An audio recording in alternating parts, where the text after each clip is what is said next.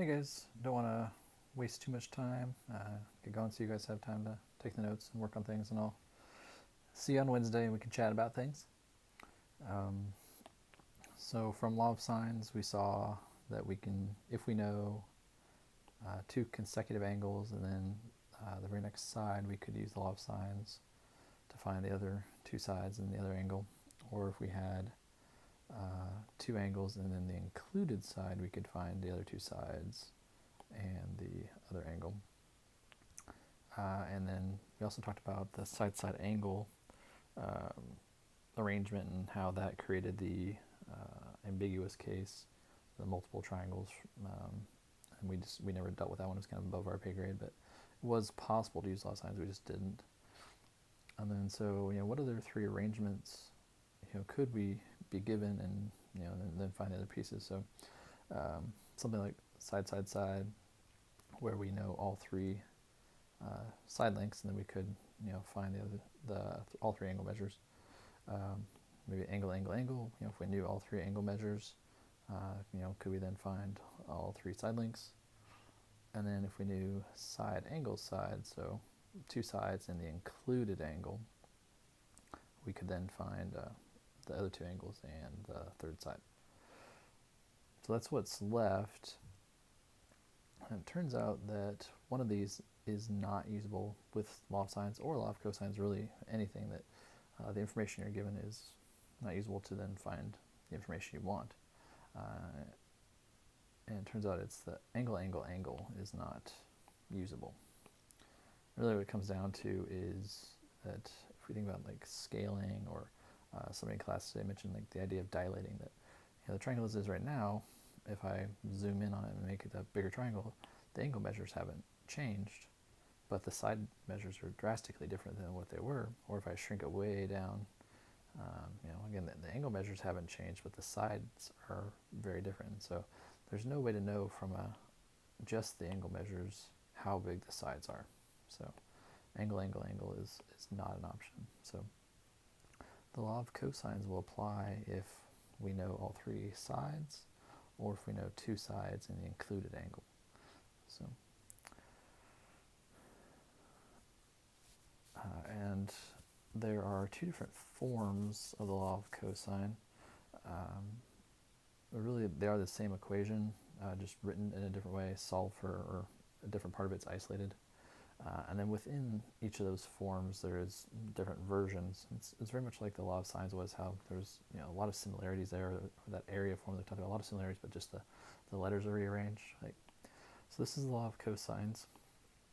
A squared is equal to b squared plus c squared. Right? It's starting to look like Pythagorean theorem, but it's not, because these are not right triangles. Minus 2bc, so 2 times bc, and then times cosine of a. So if you want to put that times dot there, you can, or if you don't want to, and don't. But all this stuff here is multiplying these four things: 2 times b times c times the cosine of a. So that would help us find a squared. Now if I wanted to find b, or in this case b squared, it would just be a squared plus c squared minus 2ac times the cosine of angle b.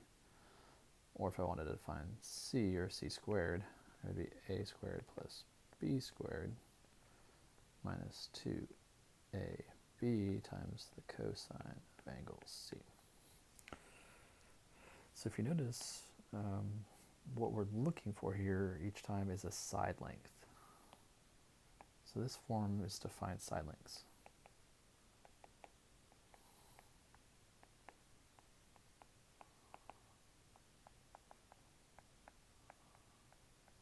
In order to find a side length, what do we need to know? Right? Well, we know how long two other side lengths are and an angle are. So in order to find a side length, we need two sides and an angle. So SAS. Now the other form of that equation, so it's the same equation just rewritten. So here, this is where the side length was isolated. Now we're saying, well, what if I want to find an angle measure? So notice there's the cosine of a, here's the cosine of a. So it's basically just taking all this stuff and getting it to the other side of the equation. So we're just isolating this piece of the formula here. So same formula, just rewritten to find a different part of it. So the cosine of a, so again, watch out here, this is the cosine of a, not a itself, so there's some more work we have to do to figure out what a is, like basically uncosining this side, just like here, if we want to know what c is, we have to unsquare this side. And so, what if I want to find angle b, right? So the cosine of angle b is equal to a squared plus c squared minus b squared all over 2ac. And then the last version is the cosine of c, which would be a squared plus b squared minus c squared all over 2ab. So this version or form of the equation lets us find angle measures.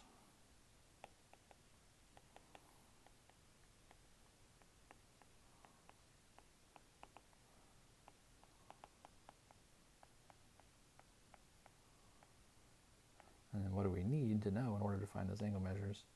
Well, everything over here is a side length. So we need all three side lengths in order to find angle measures.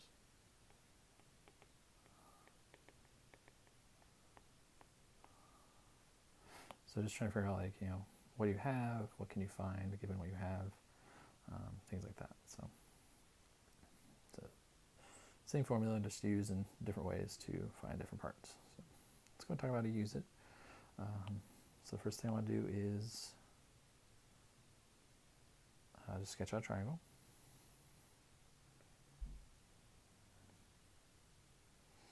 And remember, you get to decide where the angle measures are, where the side measures are to start off with, but then once you set that pattern, you need to follow it. So across from angle A is side A, across from angle B is side B, and across from angle C is side C. I'm going to go ahead and label the given information.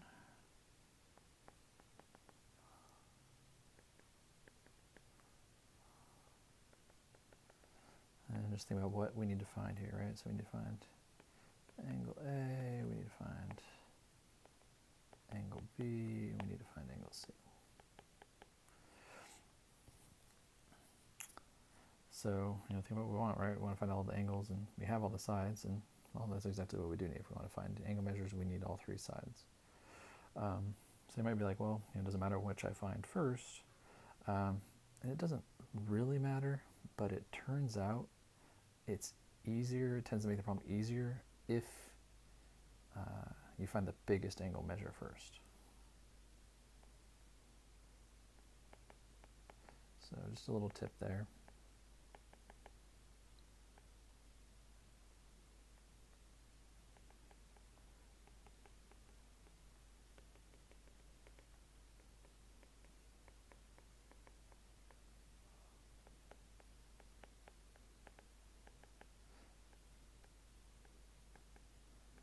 Okay. So where should the largest angle be? Well, it should be across from the largest side. So largest side is side B, so finding angle B first should make this the easiest. So remember, we don't find angle B directly, find the cosine of B first.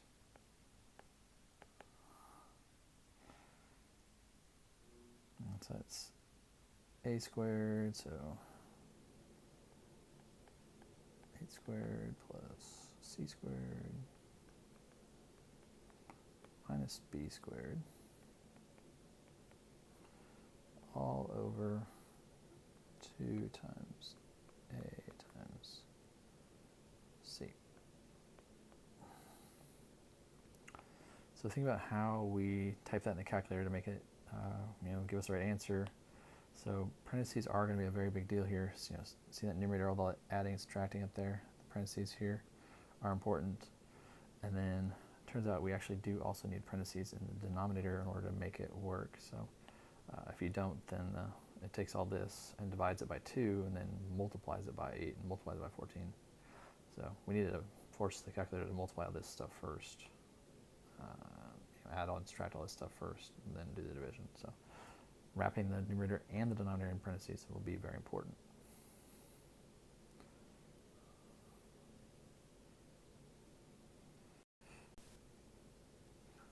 So typing that in,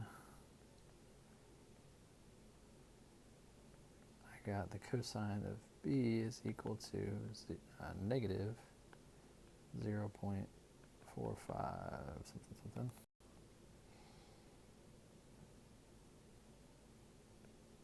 Oh, 89. So then it keeps going. So remember, that's not b, that's the cosine of b, right? So it shouldn't make sense. So we still need to uncosine that, use the arc cosine. So the easiest way to do that is if you hit second cosine and then hit second the negative sign where it says a and s above that. So on the negative button on the TIs it says a and s, and so that'll just bring down the answer. So your calculator should say cosine -1 and then parentheses a and s. And you can close the parentheses or not, it really doesn't matter. If you just hit enter, it'll do what it needs to. And that's where it'll spit out the answer for you. That's how big angle B is. So I'm just going to round that to the 10th. So I got 116.8 degrees.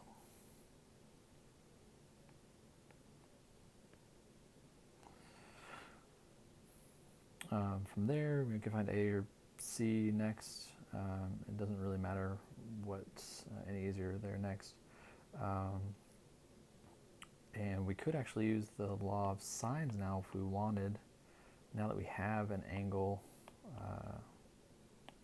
side pair, we can use the law of sines. Turns out it's really not that much easier, if at all, than the law of cosines to do it. So, but it is an option. But let's go ahead and do the law of cosines again. I'm just going to find A. So the cosine of A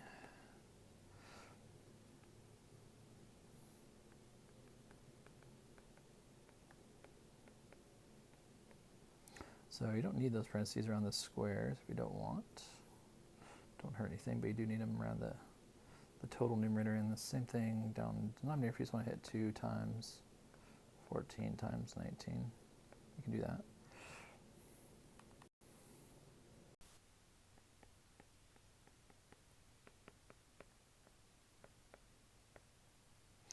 And so then uncosining there, so taking the arc cosine of both sides. So again, just hit second cosine and then second answer on that negative button. And that'll spit out the angle A value. And again, I'm just going to round that to the 10th.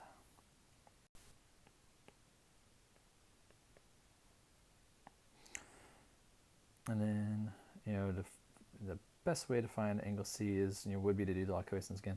I'm not going to make you guys do that over and over again. If we want to, we can just go ahead and do the 180. So 180 minus 116.8 plus 2.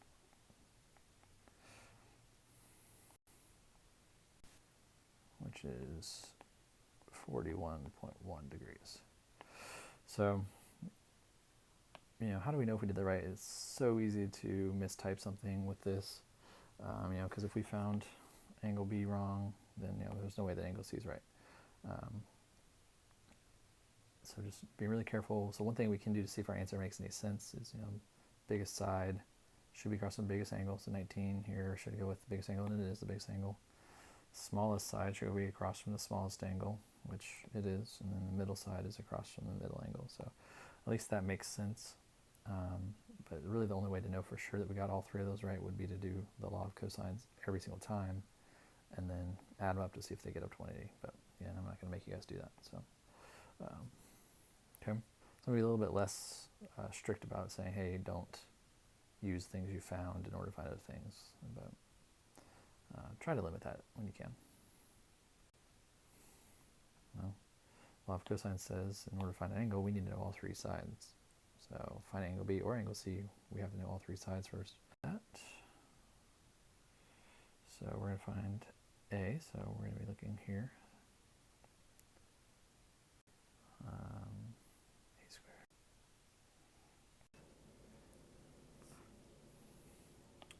We need to have side angle side, right? So we have 2 sides, but we don't. All right, next problem. Same thing here, start with a triangle.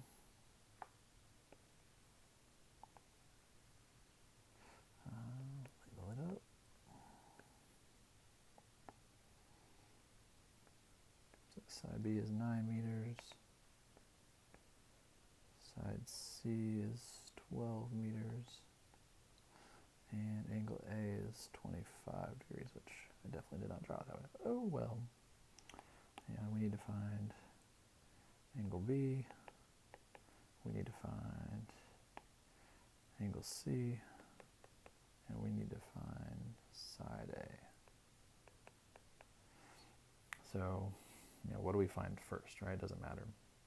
Well, so if we want to find angle B, right, what do we need to know in order to find angle B? And we don't. So it actually does matter.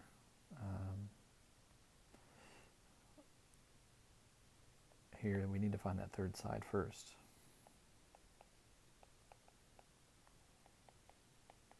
So, then we can find the angles from there. So, use the law of cosines. So, remember that we're not finding A directly, we're finding A squared. So 9 squared plus 12 squared minus 2 times 9 times 12 times the cosine of 25 angle A. So this one's not as difficult to type in. You don't have to really don't have to worry about parentheses at all, since it is all in one line. So you should be able to type it in just like this and figure out what A squared is. And you can just remember you're not finding A, you're finding A squared.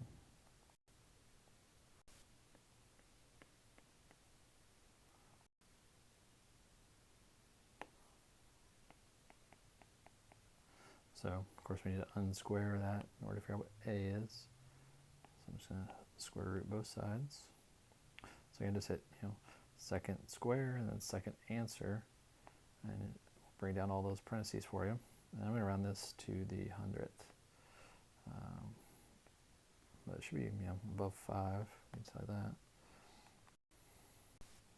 So I got 5.41 doing that. So this would be then meters. So if we're going to find angle B or angle C next, so go ahead and follow that rule we had earlier. Just you find the biggest angle first, so finding angle C would be next. So we have to use side A in order to find angle C. So we got to really kind of trust ourselves that is the length of that. So we're going to find the cosine of angle C. So 5.41 squared plus 9 squared minus 12 squared all over BC is 2AB. So 2 times 9 times 5.41. So again, just parentheses.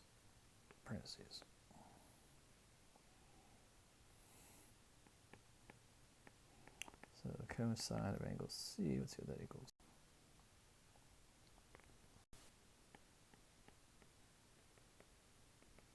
So then as I uncosine that, I'm taking the arc cosine.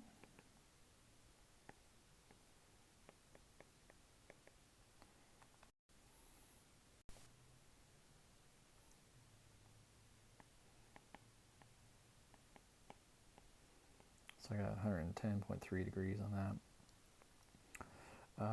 So we have two angles now. So again, I'm going to go ahead and say let's call it good and say let's just find angle B using 180.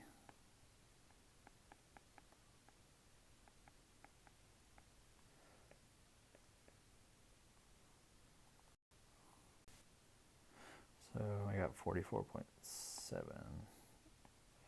for that. So again, how do we have any idea if this is good or not? So just knowing from across from the smallest angle, which would be angle A, should have the smallest side, which that is smaller than the other two. Across from the biggest angle should be the biggest side, so that is angle C is bigger than the other ones. And this would be the middle angle, it should have the middle side. So we really have to trust here that we did this right, or we'd have to calculate this using the law of cosines, to see for sure. But really very dependent on us getting this correct right off the bat, because if we messed up side A, all this is going to be messed up. So Be really, really careful. Double, triple check your typing. As I was doing stuff with students today, a lot of mistyping. So, and without all of us saying, "Here, hey, this is what I got. This is what I got," it's tricky. So, and I was making mistakes too as I was typing things, just switching numbers around or dropping decimals. So, I'll blame that on being tired, but just be careful. All right, last problem here with these. So, an airplane is flying 15 degrees above east. It flies for 350 miles and turns straight north and flies for 475 miles. How far away is it from where it started? So it's kind of saying that there's three numbers that they're giving us here. Where do those go in the picture? Okay. And so the angle they're talking about here, so here's our east-west line. So 15 degrees above that, that'd be this angle here. So this angle here is 15 degrees. And it says it flew for 350 miles there in that direction. So that's the length of this side. And then the 475 miles is this one. And then it says how far away is it from where it started, so that would be the straight line distance between these 2 points. So I always need to call that something, so I was going to call it x. So, notice what we're trying to find. We're trying to find a side length. So what do we need to know in order to find a side angle, right, and the angle between them? So we have these two sides. We need this angle here in order to figure out how big that side is there. So this problem really is coming down to is how big is that angle? Because once I have that, we can just plug it into the formula. So there's a couple different ways to think about how big that angle is. One way that a student came up with today is if we think about just drawing this vertical line down, connecting it, it's going to connect to this horizontal line in a right angle. So that's 90 degrees here. So if this is 15 and that's 90, well then to add up to 180, this angle here would have to be 75 degrees. And then the whole angle is 180. So we would take 75 away from that, and that would leave us with 105.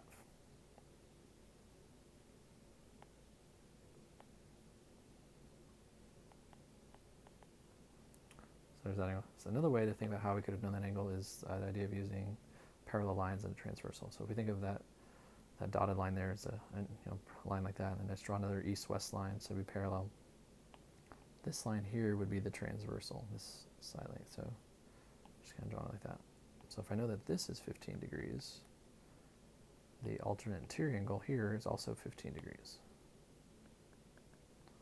So that would be basically like right here. So 15 degrees and then the 90. So adding 15 to 90 would give us the 105. So two different ways to know how big that angle is. But 105 both ways. So once we know that, it's all actually pretty easy to find that side length. So I just remember law of cosines finds the side length squared. So that's going to equal 350 squared plus 475 squared minus 2 times 350 times 475 times the cosine of 105. So just typing all that in, I realize we're going to get a pretty big number here because we've got some big numbers here we're multiplying by and squaring and stuff like that. So let's see what x squared is. I know this is definitely one I messed up typing today. So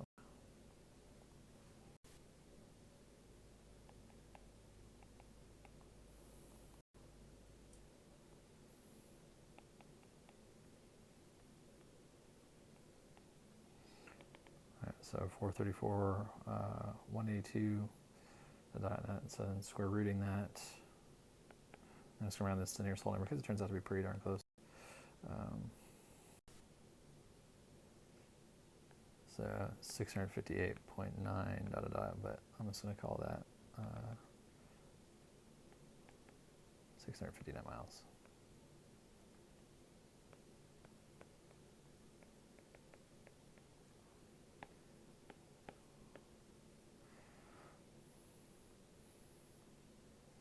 So there's an application of the law of cosines. All right, I'll make a different video for the next problem just so it's not one giant file. But yeah, but then, yeah, so I'll see you guys in a little bit.